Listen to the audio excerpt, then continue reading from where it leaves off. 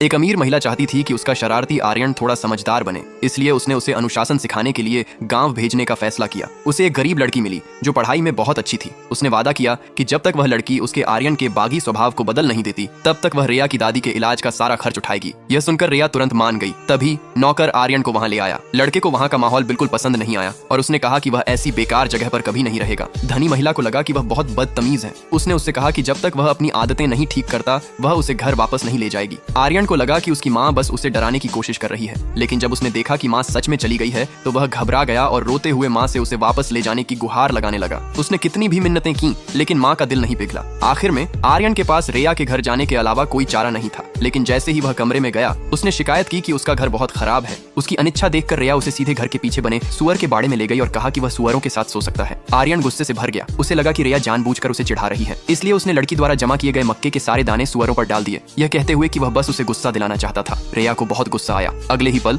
उसने आर्यन को पकड़ा और पास पड़े ब्रश से उसके पीछे मारा। आर्यन दर्द से चिल्लाया और आखिरकार मान गया। लड़की ने उसे सुअर का बाड़ा साफ करने की सजा दी और फिर वहां से चली गई। उस रात लड़के ने सुअर का बाड़ा साफ कर लिया। रिया ने उसे खास तौर पर एक कटोरा दलिया दिया, लेकिन उसने शिकायत की कि रात का खाना बहुत साधारण है। उसने कहा कि अगर वह उसकी पसंद का खाना नहीं बनाएगी तो वह भूखा ही रहेगा। रिया ने उसकी परवाह नहीं की। अपना खाना खत्म करने के बाद वह चली गई। आर्यन गुस्से में था और उसने कसम खाई कि वह ऐसा खाना कभी नहीं खाएगा, चाहे कुछ भी हो जाए। लेकिन देर रात वह दलिया का पूरा कटोरा खत्म करने से खुद को रोक नहीं पाया। अगली सुबह रिया ने उसे काम के लिए उठाया। आर्यन बहुत दुखी था और उसने कहा कि आज उसका जन्मदिन है। फिर भी उसकी माँ ने उसे इस भयानक जगह पर छोड़ दिया था। जल्द ही उसके रोने की आवाज सुनकर लड़की की दादी वहां आ गई। उसे चुप कराने के लिए दादी ने उसे खास तौर पर कुछ ऐसी कैंडी दी जिन्हें उन्होंने लंबे समय से संभाल कर रखा था। हैरानी की बात यह थी कि आर्यन ने कैंडी जमीन पर फेंक दी और कहा कि उसे ऐसी कैंडी पसंद नहीं है, ठीक वैसे ही जैसे उसे लगा कि दादी गुस्सा हो जाएंगी। उन्होंने कुछ पैसे निकाले और रिया से कहा कि वह उसके लिए जन्मदिन का केक खरीद लाए। आर्यन को तुरंत बुरा लगा और उसने कहा कि अब मुझे केक नहीं चाहिए। उस रात लड़की ने अंडे से केक बनाया